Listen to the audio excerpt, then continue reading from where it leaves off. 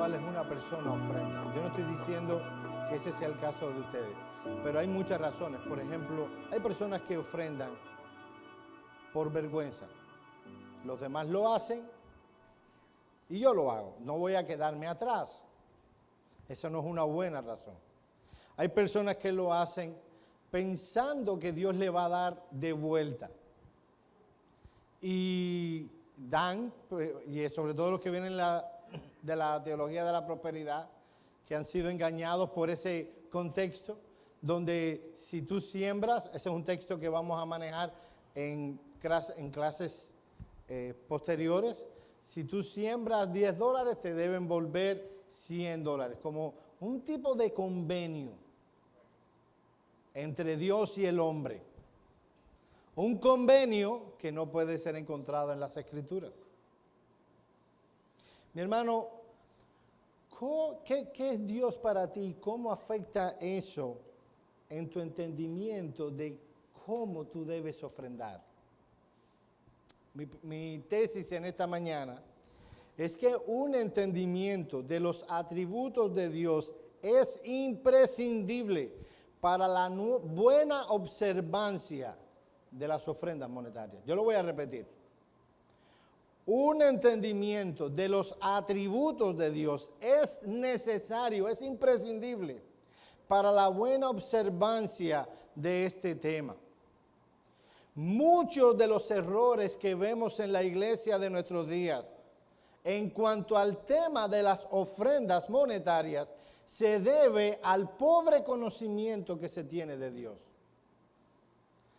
Y mucho de lo que vemos en las iglesias o pseudo iglesias de la prosperidad y de la manera en que engañan a los creyentes con el asunto de las ofrendas se debe a la ignorancia que los creyentes o los asistentes tienen en cuanto a Dios.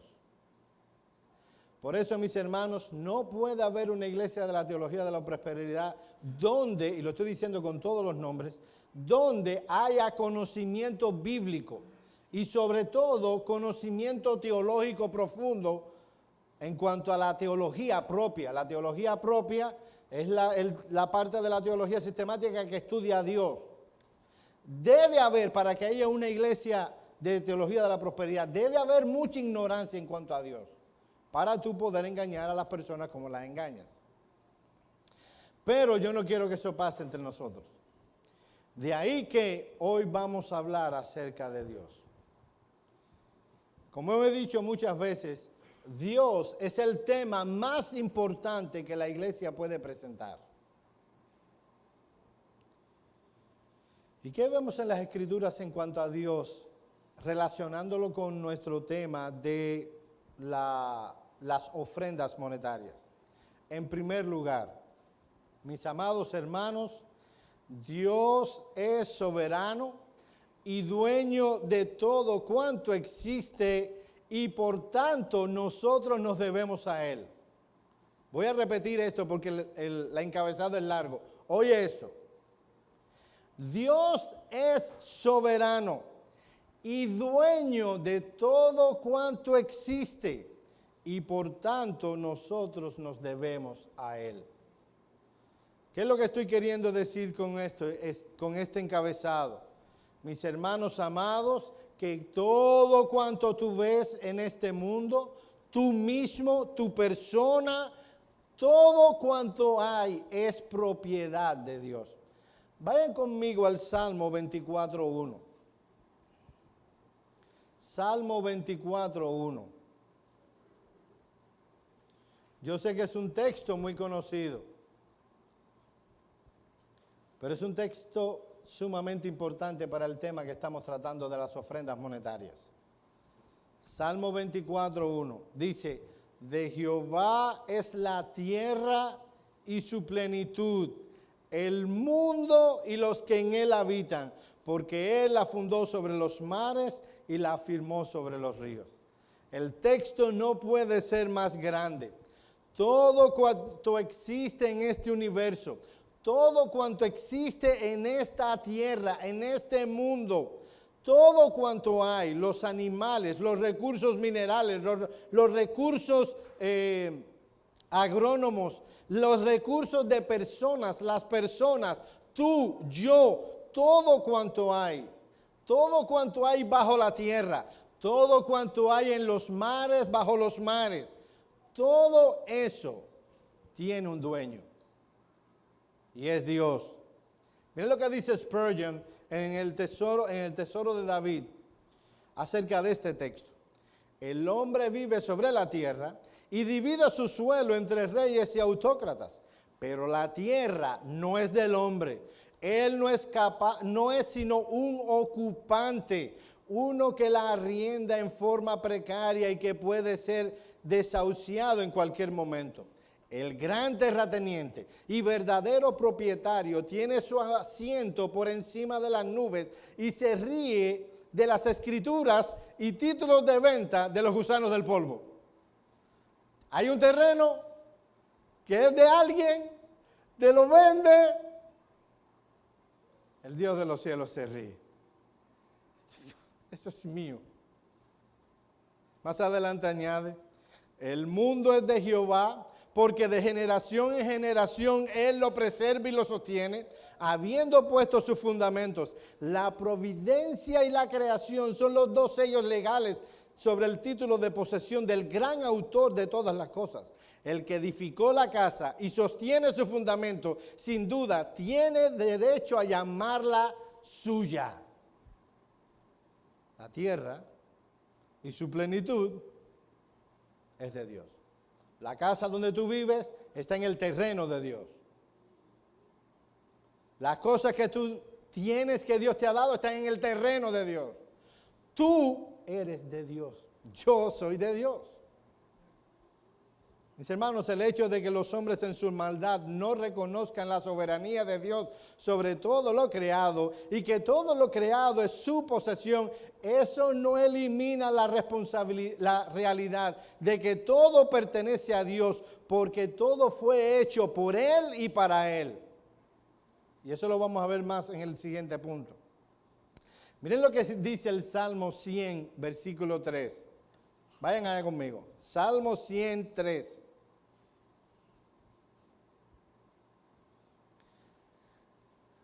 Y yo dije que estaba muy relacionado con el próximo punto, porque el próximo punto establece que Dios es el creador de todas las cosas.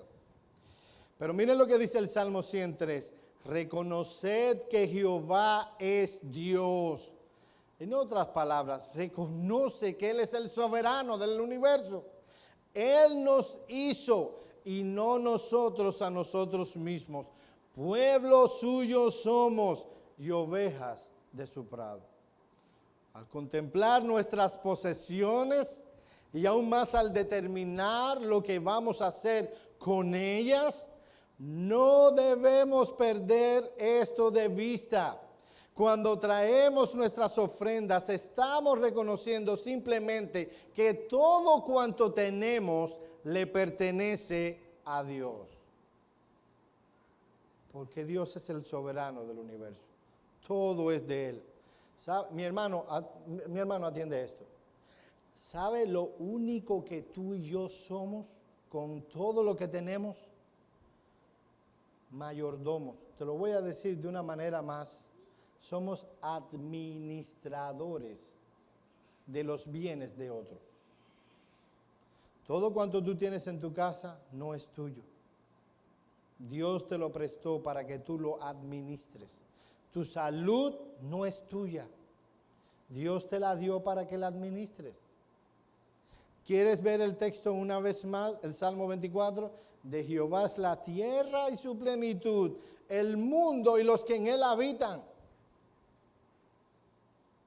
Hay un texto más que quiero que veamos. Primero de Crónicas 29, 2 y 9. Yo lo voy a leer, no tienes que buscarlo. Miren lo interesante de este texto. Y este es David hablando de toda la preparación que hizo para que luego su hijo Salomón edificara un templo a Dios. Dice, yo con todas mis fuerzas he preparado para la casa de mi Dios oro para las cosas de oro, plata para las cosas de plata, bronce para las de bronce, hierro para las de hierro, y madera para las de madera, y piedras de ónice, piedras preciosas, piedras negras, y piedras de diversos colores, y toda clase de piedras preciosas, y piedras de mármol en abundancia. Versículo 9. Y se alegró el pueblo por haber contribuido voluntariamente, porque de todo corazón ofrecieron a Jehová voluntariamente. Hacía falta una ofrenda para construir un templo para la adoración a Dios, y no hubo necesidad de manipulación carnal, no hubo necesidad de mendigarle al pueblo ni de ejercer presión sobre ellos. Ellos trajeron sus ofrendas voluntariamente, con alegría, porque las traían al Señor, no a David ni Salomón, sino a Jehová. Miren los versículos 10 al 14 de ese capítulo. Asimismo se alegró mucho el rey David y bendijo a Jehová delante de toda la congregación. Y dijo David: bendito seas tú, oh Jehová, Dios de Israel nuestro Padre, desde el siglo y hasta el siglo. Tuya es, oh Jehová, la magnificencia y el poder, la gloria, la victoria y el honor, porque todas las cosas que están en los cielos y en la tierra son tuyas. Tuyo es, oh Jehová, el reino, y tú eres excelso sobre todos. La riqueza y la gloria proceden de ti, y tú dominas, soberanía, sobre todo. En tu mano está la fuerza y el poder, y en tu mano el hacer grande y el dar poder a todos. Ahora pues, Dios nuestro, nosotros alabamos y loamos tu glorioso nombre, porque ¿quién soy yo y quién es mi pueblo para que pudiésemos ofrecer voluntariamente cosas semejantes? Pues todo es tuyo, y de lo recibido de tu mano te damos. Y eso vino de tu mano, y de eso te damos. Pero lo interesante es la pregunta de David: ¿quiénes somos nosotros para invertir nuestro dinero en cosas del reino? ¿Sabe lo que está hablando David aquí? Mis hermanos amados, era un privilegio para ellos tomar del dinero que Dios le había dado para las cosas del reino. Mis hermanos amados, y yo no vengo a mendigar nada, pero esta es la manera en que yo veo las cosas con el dinero que Dios me da a mí. O sea, yo no le estoy pidiendo nada que yo haga. Nosotros vamos a McDonald's y nos gastamos $20.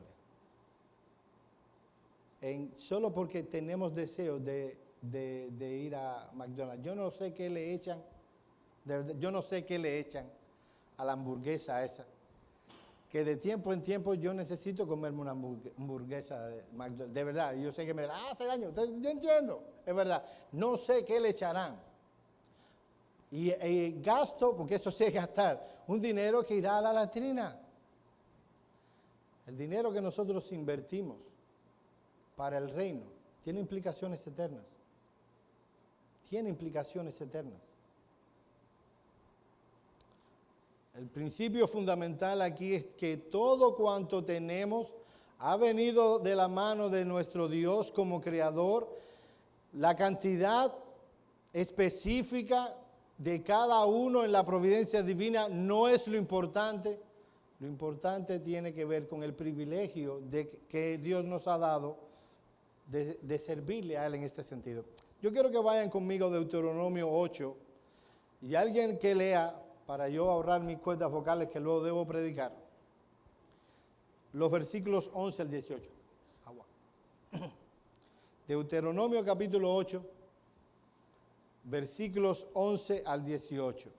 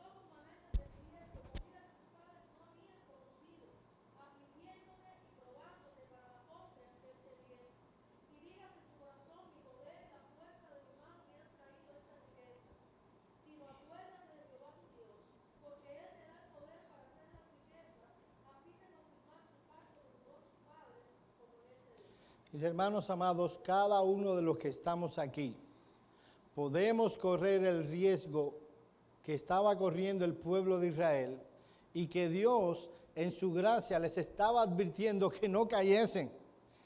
Ellos estaban llegando a una tierra nueva y podían correr un riesgo. Mis hermanos, nosotros estamos aquí en una tierra nueva, no importa si tienen 9 años de llegado o 5. Todos los que estamos aquí somos emigrantes, llegamos a este país. Y nosotros podemos correr el riesgo. ¿Cuál es la advertencia que Dios le estaba haciendo? Cuídate de no olvidarte de mí. ¿Qué cosa que el Dios de los cielos le pida a su pueblo que no se olvide de Él?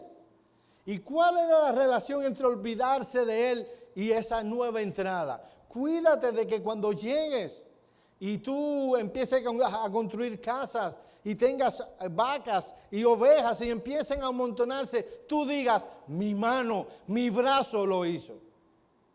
¿No te acuerdas dónde estabas, que eras esclavo en Egipto y yo te tomé, te conduje por 40 años en el desierto, te cuidé, te protegí, te traje y te di una tierra que que no era tuya?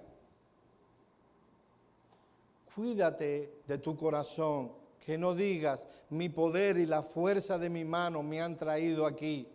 Dice, la conclusión del texto es, sino que acuérdate de Jehová tu Dios, porque Él te da el poder para hacer las riquezas, a fin de confirmar su pacto que juró a tus padres, como en este día. Mi amado hermano, si tus ovejas han aumentado, si tus vacas han aumentado, si tu prosperidad económica ha aumentado, cuídate de no olvidarte de Jehová. Esas cosas has podido hacerlas. Tu prosperidad ha podido ser evidente por la sencilla razón de que Dios te dio la fuerza y la capacidad y en su providencia te proveyó de lo que tú tienes ahora. Y tú me dirás, ¿qué tú estás hablando? Si yo lo que vivo es un efficiency y tengo un carro del 16. Déjenme decirles una cosa. Te voy a decir algo que para que lo sepas. Tú no saldrás en el Forbes. Yo lo sé. Pero tú estás en todos los que estamos aquí. Estamos en el 40% más rico de todo el mundo. Nosotros, estamos hablando monetariamente, yo no te estoy hablando espiritualmente. Los que estamos aquí, estamos en el 40% más rico del mundo. Tienes una casa, ve al África y compárala. Al África y a casi todo el Asia, incluyendo Afganistán, los países del Medio Oriente. Compárala. Si ellos vinieran a tu casa, todos ellos, la mayoría de ellos vienen a tu casa y dirían, wow, tú eres rico. Tú tienes un automóvil. A lo mejor tienes 2 automóviles. Si viene la mayoría, el 99% de los habitantes del África, del Medio Oriente, del Asia, si van y ven tus carros, tú dices, wow, tú eres rico. Nosotros estamos en el 40% de los hombres y mujeres más ricos del mundo. No, yo lo que gano son $780. Ve a Cuba y dile a un médico que tú ganas $780 al mes. Y te dirá, wow, tú eres rico. Sí, eso es lo que somos. ¿Y sabes lo que pasa? Que en nuestras riquezas muchas veces nos olvidamos de Dios. Y pensamos que esto me lo he ganado. Esto es mío. Moisés está advirtiendo al pueblo contra la tendencia natural que hay en el corazón de creer que todo cuanto hemos obtenido ha sido por nuestro esfuerzo, por nuestra sabiduría, por nuestra capacidad. Ah, soy rico, tengo bienes. Porque tuve la habilidad de hacer buenos negocios, fui a una buena escuela, me esforcé, eché muchas páginas para el lado, soy inteligente, tuve sensatez, he sido diligente.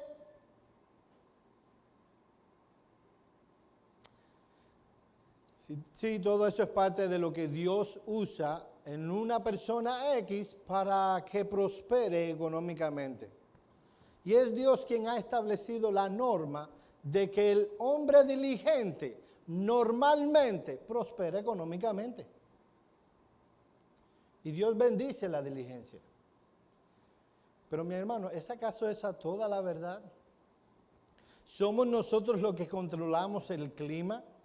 ¿Controlamos las neuronas de nuestro cerebro para tener capacidad de adquirir información? Eso es lo que es inteligencia. Una capacidad cerebral para adquirir inteligencia y aplicarla. Tu salud, la fuerza de tu cuerpo. Mi hermano, un pequeño descuido en el día de tu nacimiento, en la providencia de Dios, hubiera hecho de ti un vegetal. Solo por un pequeño descuido de los médicos. Y hubieras nacido con problemas. Problemas irreversibles. Un pequeño accidente ahora en la carretera, en la providencia de Dios, porque nada de eso se escapa de su providencia. Y tu vida puede cambiar dramáticamente en unos segundos. Una pequeña bola de grasa en una de tus arterias y te puede llevar a una trombosis. ¿Y por qué no te ha pasado eso a ti o a mí? Por la providencia de Dios. Dios no la ha querido. Hermanos amados, ¿quiénes somos nosotros para creernos lo grande de este mundo y ser arrogantes? Concédame un momento.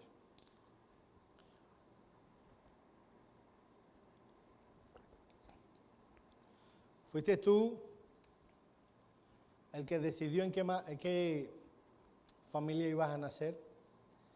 Que iba a lo mejor por un lado a esforzarse para que tú estudiaras, o por el otro para que que aprendieras, o el contexto en el que aprendiste, las cosas que aprendiste. Muchas de esas cosas solo vinieron por la gracia, como veremos en un momento, la gracia, la misericordia de Dios y por la providencia de Él. Todo lo que tú has logrado con tu esfuerzo fue sin la ayuda de nadie en verdad. Hay una gran cantidad de personas que se pueden llevar el mérito de tus progresos y sobre todo Dios. Alguien que lea por favor Oseas 2, 8 al 9. Oseas 2, 8 al 9.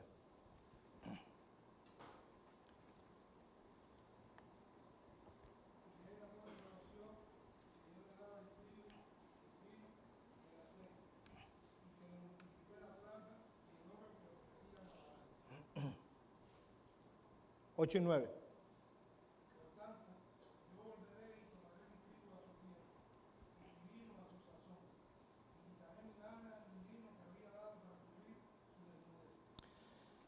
Miren lo interesante de este texto. Ese es Dios hablándole a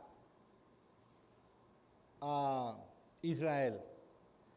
Y dice, ella no reconoció que el trigo que tenía, yo era el que se lo daba. El vino y el aceite, que le multipliqué la plata y el oro, que ofrecían ¿a quién? A Baal. Se lo ofrecía, era Dios el que se lo daba y ellos se lo ofrecían a Baal.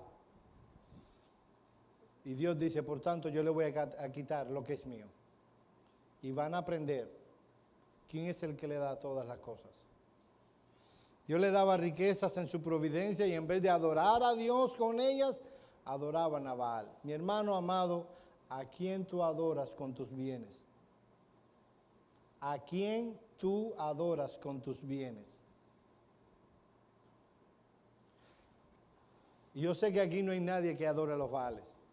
Pero saben, mi amado hermano, la manera en que yo, Joel Puentes y mi familia, usa el dinero y la manera en que nosotros apartamos una porción de lo que Dios nos ha dado por su gracia para el reino, eso habla no solo de mi amor por Él, sino de mi reconocimiento acerca de a quién yo estoy adorando en verdad. ¿Yo estoy tomando ese dinero solo para mi satisfacción o yo estoy pensando más que en mí y estoy pensando en el reino.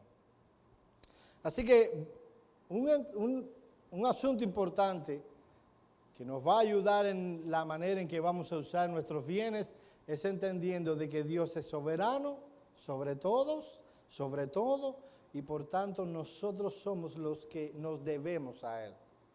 Él no a nosotros, nosotros a Él. En segundo lugar, Dios es creador de todo cuanto existe y por tanto no necesita nada de nosotros. Voy a repetirlo. Dios es creador de todo cuanto existe y por tanto Él no necesita nada que nosotros podamos darle. Vamos al Salmo 50 y alguien que lea los versículos 7 al 13. Salmo 50, Salmo 50 para que los demás lo busquen. 7 al 13. Ahora sí.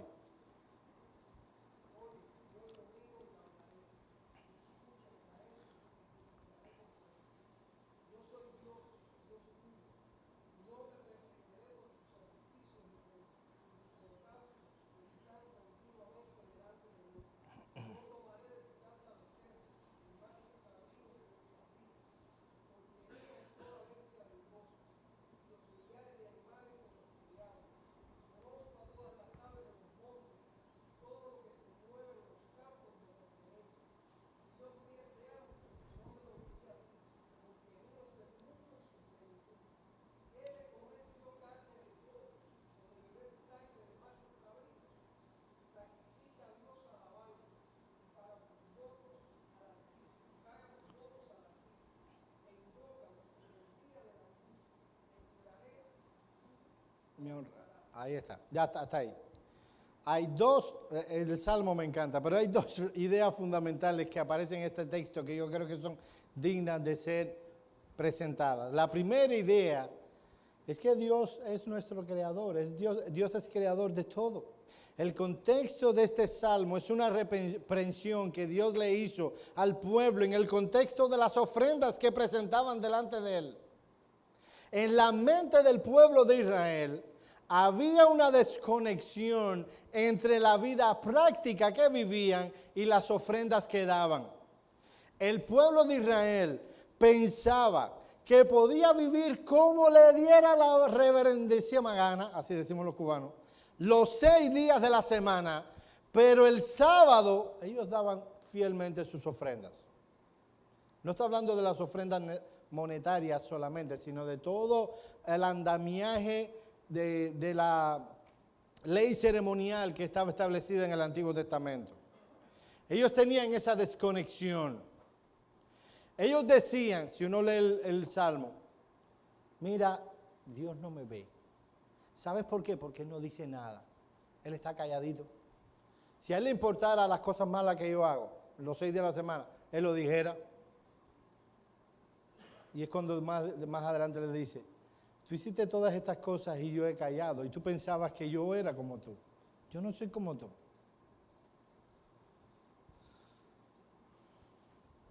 Ellos pensaban que las ofrendas era simplemente algo externo que Dios necesitaba de algún modo. Él no las pide. ¿Por qué? Porque las necesita, debe ser. Por eso yo pago la indulgencia. Y la indulgencia no es solo algo que se han servido las iglesias y demás, es algo que muchas personas se aprovechan. De hecho, y uno ve el catolicismo romano del tiempo medieval, y era muy conveniente para el pecador la venta de indulgencias.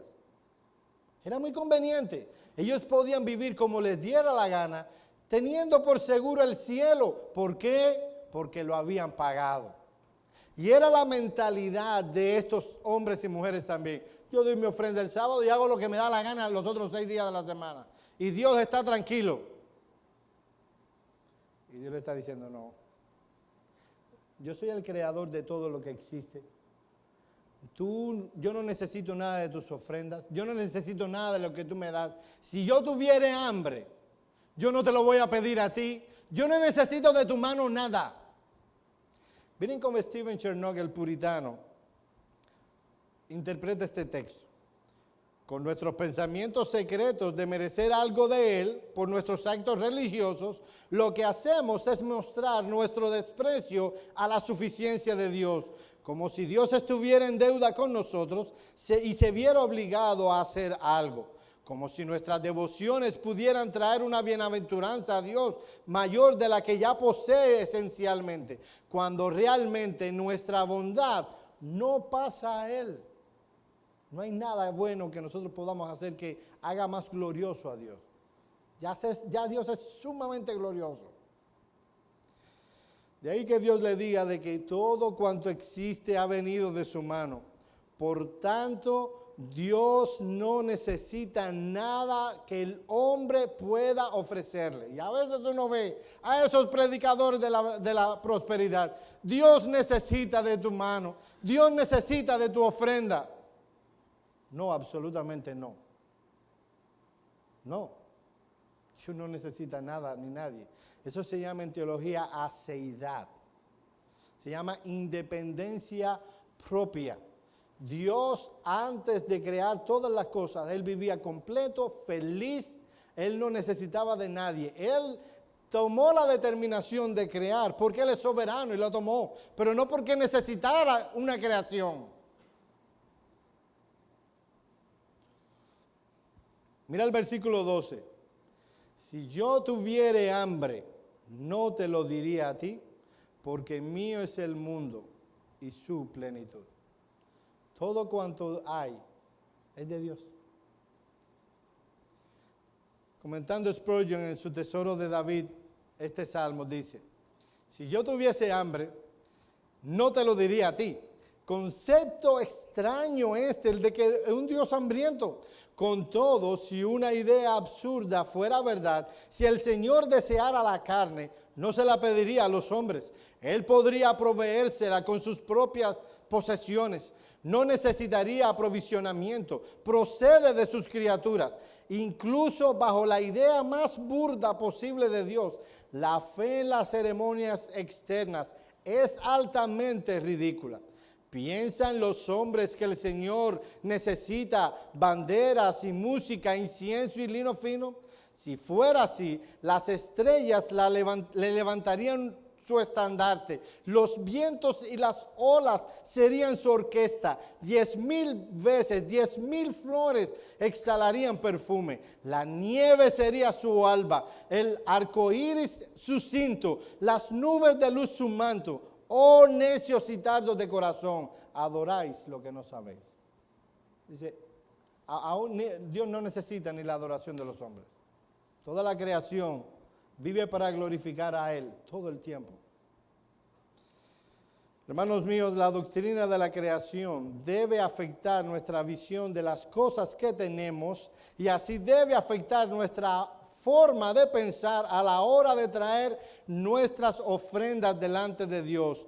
Todo el engranaje doctrinal de las Escrituras descansa en esa verdad fundamental. Dios es el creador de todo. Alguien que lea el Salmo 89, 8 al 13.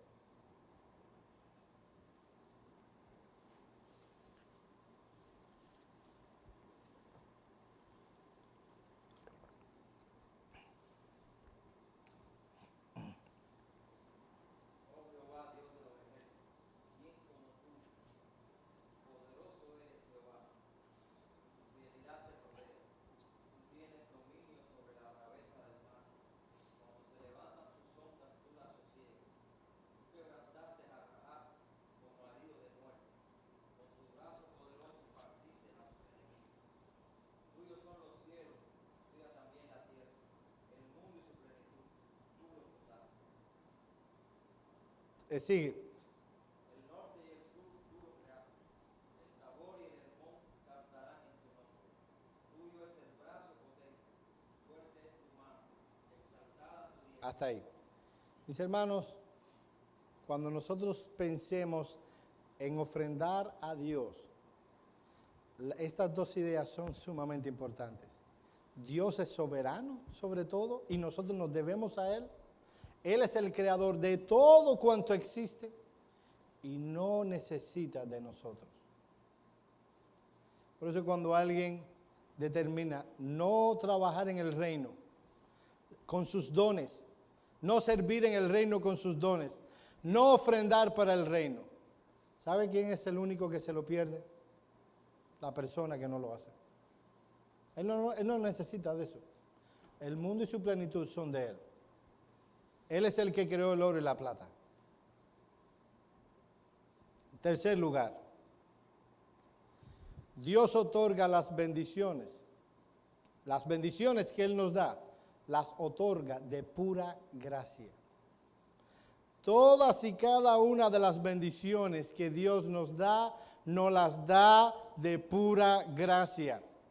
Dios es dueño de todos los recursos. Él controla cada circunstancia de modo que Él puede proveer para cada necesidad de su pueblo. El apóstol Pablo le aseguró a la iglesia en Filipo lo siguiente, 4:19. Mi Dios pues suplirá todo lo que os falta conforme a sus riquezas en gloria en Cristo Jesús. Él es glorioso, Él es riquísimo, Él provee para nuestras necesidades. De hecho, mis hermanos amados, uno de los nombres más usados en el Antiguo Testamento para referirse a Dios es el término o la expresión Jehová Jireh. Jehová proveerá. La provisión de Dios para aquellos que confíen en Él es tan característica de su naturaleza que constituye uno de sus nombres. Puede ser que en tu vida práctica a veces tú no notes algunos de los atributos divinos. Pero mis amados hermanos, qué bueno es saber que nuestro Dios provee para nuestras necesidades. De ahí que Jesús nos advierte en Mateo 6, 25 al 34 a no afanarnos. Si Dios viste los lirios del campo, si Dios alimenta a las aves del cielo, no te afanes. Dios te va a sostener a ti también. Es parte de su providencia. Providencia es la doctrina que declara que Dios gobierna todo cuanto existe y Dios sustenta todo cuanto existe. Las plantas crecen, el mundo subsiste por la mano providencial de Dios. Y eso debería traernos tranquilidad a ti y a mí. Por eso el salmista David dice en el Salmo 37, 25, que era una experiencia de él no haber visto justo desamparado, ni su simiente que mendigue pan. El mundo se puede inquietar, luchar, trabajar, al punto del agotamiento, con el temor de verse en la ruina. Pero para el creyente no hay por qué afanarse. No hay por qué afanarse. Dios gobierna todas las cosas. Dios ha creado todo cuanto existe. Y Dios ha prometido sustentar su pueblo. Si usted sabe que Dios es dueño de todo el mundo, que Él controla todos sus activos y que puede proveer para usted como hijo suyo, entonces no hay necesidad alguna de que usted luche para tener cosas. Usted puede trabajar diligentemente para glorificarle a Él y en consecuencia Dios le proveerá cosas. Pero la confianza está en que Dios provee para los suyos. Y mis hermanos, ¿por qué? ¿Por qué? Por la pura gracia de Dios. Aún los bienes que Dios le da a los impíos, aun cuando ellos no agradecen que eso viene de la mano de Dios, viene de Dios y Dios se lo da de pura gracia. Él hace salir su sol sobre buenos y malos. Él hace llover sobre buenos y malos. Él dispensa sus gracias sobre todos de pura gracia. Es por eso, mi hermano, que cuando alguien dice, siembra para Dios, mira, si tú das $1,000, Dios te va a dar $10,000. Está blasfemando contra Dios. Todas las cosas que Dios nos las da de pura gracia, a todos los hombres. Eso se llama gracia común, le llamamos así en teología. Él lo da por gracia. Y uno ve a esos predicadores de la prosperidad. Aquí tenemos al señor Cash Luna. No le llamaré pastor, no le llamaré creyente, porque ni es pastor ni creyente. Es un aprovechado, y se está grabando aquí. Es un aprovechado que vive robándole a las personas. Y él dice, en ese escenario de Felipe y el mago, Simón el mago, cuando Simón el mago viene y le dice, mira, ¿cuánto cuesta dar el Espíritu Santo? Y que Pedro le responde, oh, tú no tienes parte ni suerte en este asunto. Yo te veo en él de maldad. En otras palabras, tú no has entendido la gracia de Dios. Tú no has entendido que todo cuanto tú ves es fruto de la gracia de Dios. Él no pide dinero a cambio. ¿Sabe lo que dice el señor Cash Luna? Que Pedro cometió un lamentable error. Que sí, los dones se compran con dinero. Que si tú quieres tener la capacidad de dar el Espíritu Santo, y puede ir a YouTube, y no me dejar engañar, usted puede dar dinero a la iglesia, puede darle dinero a Cash Luna, y Dios le dará la capacidad de dar el Espíritu Santo. O este señor Maldonado, que dice que el pecado original vino como fruto de que Adán y Eva comieron el fruto prohibido. El pecado original vino como consecuencia de que Adán y Eva no dieron los diezmos al Señor. Todo para que al final demandarle a las personas que den el dinero. O tú quieres ser sano, tú tienes una enfermedad, quieres ser sanado, da dinero. Mientras más sea el dinero que des, mayor será tu milagro. Cuando la Escritura nos advierte que todas las cosas que Dios le da a sus criaturas, las da única y exclusivamente por gracia. Dios no espera un retorno. Y si hemos de dar ofrendas a la iglesia, no será porque ganaremos nada en lo absoluto como consecuencia. Habla de un corazón adorador que reconoce que Dios es soberano sobre todas las cosas, que Él es el creador y que no depende de nosotros. Y porque vemos un privilegio participar en la obra del Señor.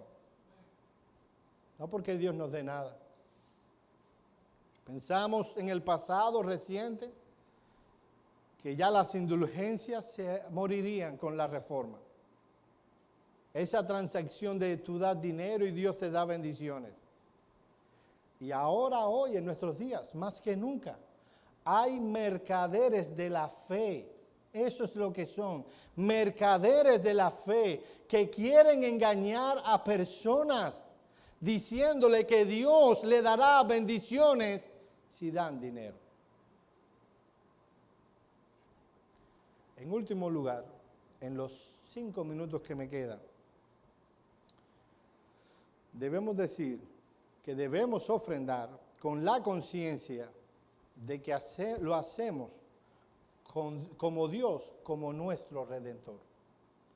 Mis hermanos amados, si todas las personas que están allá afuera deberían reconocer la soberanía de Dios, que Dios es creador de todas las cosas, que Dios le ha dado por pura gracia, aunque son unos pecadores, al menos nosotros, los que hemos sido redimidos, podemos reconocer que Él es nuestro Redentor. No solo es el soberano, Él es el creador, nos da las cosas por gracia, sino que es nuestro Redentor. Él nos ha redimido por gracia para ser suyos y tener la vida eterna. Yo quiero que vayan a un texto que, aunque no es del Nuevo Testamento, tiene esto de trasfondo. Es de Deuteronomio 26, 1 al 11. Yo quiero a alguien que lo lea, aunque no quiero que me dé tiempo, si quiero ser fiel a los 5 minutos. Este es el punto de Moisés hablándole al pueblo. En Mateo 26, 1 al 11 no lo vamos a poder leer. Y es una advertencia de aquellas cosas que debían ser tenidas en cuenta a la hora de entrar a la tierra prometida. Y que cuando entraran, todos debían dar de sus primicias. Ahora, déjenme aclararle, déjenme hacer un breve paréntesis, aunque lo vamos a hablar más adelante. Esta enseñanza está en el marco de lo que conocemos, o lo que entendemos que es la ley ceremonial. Entendemos que por los usos que se hace de la ley, que la ley tiene 3 usos diferentes. Está la ley civil, las leyes que tenían que regulaban la vida civil de Israel. Están las leyes ceremoniales, eran las leyes que regían el culto en el Antiguo Testamento, y están las leyes morales. Para nosotros están vigentes las leyes morales. Y obviamente de las leyes civiles y ceremoniales hay principios que podemos extraer, pero no son demandados para nosotros.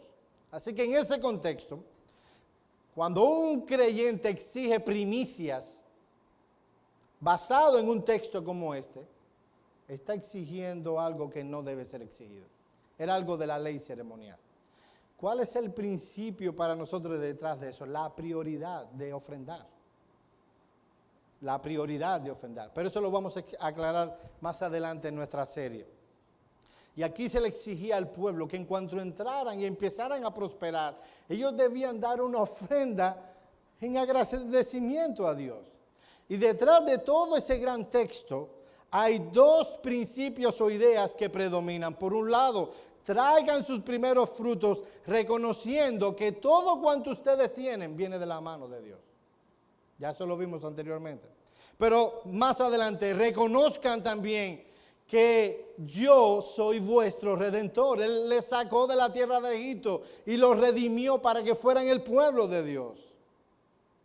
Y ellos debían tener eso en cuenta a la hora de ofrendar. No solo debían ofrendar lo que el Señor demandaba a ellos a través del medio correcto, el lugar correcto, sino con la conciencia correcta. Cristo es mi creador y mi redentor. De hecho, mis amados hermanos, Dios solo aceptaba la ofrenda si se venía con esa mentalidad. Ese es el énfasis que vemos en el Nuevo Testamento. Ahí sí quiero que lo lean. 2 Corintios 8, 8 y 9. Yo no tengo tiempo para explicar el trasfondo de este pasaje. Lo haremos la semana que viene. Pero este texto, y yo les voy a explicar la semana que viene por qué, lo vamos a usar como principios para lo que están en 1 Corintios 16 y demás. Y estos van a ser los principios que van a regir mi manera de ofrendar. Y está en ese contexto de una ofrenda que se iba a recoger para los hermanos pobres de Judea. Aparece también en Romanos tal práctica. En ese contexto, si tienen el texto ahí, miren lo que dice el pasaje. Hablándole de la ofrenda, y ahora dice en el 8, no hablo como quien manda, sino para poner a prueba por medio de la diligencia de otros, también la sinceridad de vuestro amor. Porque ya conocéis la gracia de vuestro Señor Jesucristo, que por amor a vosotros se hizo pobre siendo rico, para que nosotros o vosotros en su pobreza fueseis enriquecidos. ¿Y cuál es lo que está detrás de todo esto? ¿Qué es lo que estaba pensando? Les estaba diciendo Pablo, mis amados hermanos, no podéis pensar correctamente sobre el asunto de las ofrendas hasta que no lo vean a través del prisma de la obra redentora de Cristo. Él siendo rico se hizo pobre, y ese hecho redentor debe afectar nuestro pensamiento y corazón a la hora de dar con liberalidad. Miren primero a Cristo, lo que dice Pablo a los Corintios. Miren cómo Él, viviendo en plenitud y riqueza, toma la naturaleza humana para venir a morir por el pecador. Miren a Cristo viniendo a redimir al pecador, y entonces contemplen a los pobres de Judea. Miren a Cristo en el pesebre, y de ese hecho redentor, ese hecho redentor debe afectar vuestro pensamiento y corazón acerca de dar con liberalidad. Él no les presentó a los pobres pasando hambre, Él les habló acerca de Cristo.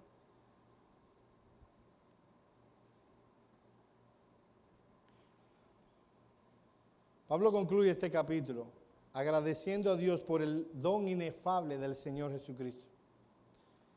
Mis hermanos amados, un hombre nunca podrá tener un espíritu amplio y generoso hasta que no tenga un amplio amor por Cristo y una amplia admiración por la obra redentora. Mis hermanos, ¿qué es lo que ha movido a los hombres y mujeres a lo largo de la historia a dar de sus ofrendas para el progreso de la obra? Tiene que ver con la intención y el amor a la obra redentora de Cristo y cómo quiere que otros sean partícipes también de esa obra redentora.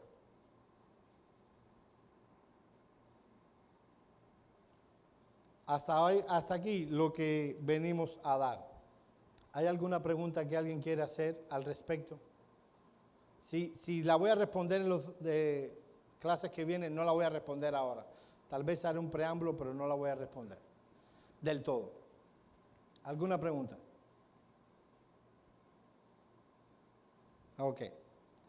Dice el pastor Sugel, de quien he tomado mucho del material que he estado compartiendo en una serie que dio hace muchos años, que cuando no hay preguntas es porque se entendió todo o porque no se entendió nada.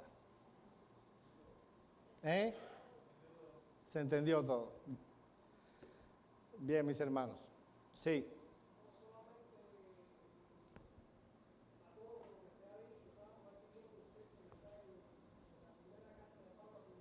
Ajá.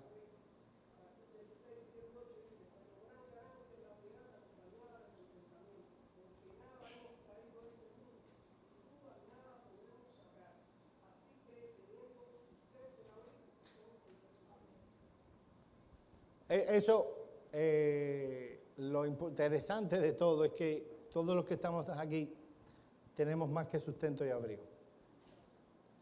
Y con eso deberíamos estar conformes, contentos, dice, y tenemos más que eso. ¿Algún otro comentario o pregunta? Vamos a tener un momento de oración.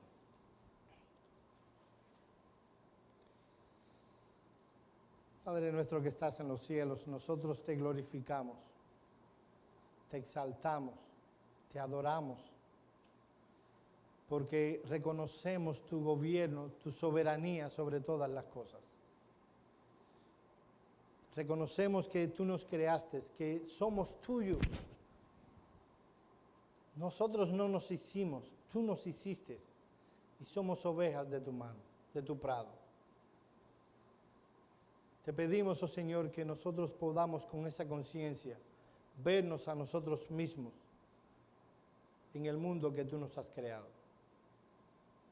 Pero también te queremos glorificar por la obra de redención que tú hiciste en Cristo Jesús. Te pedimos, oh Señor, que tú hagas arder nuestros corazones por esa obra y que tú nos concedas ver a otros viniendo a ese evangelio glorioso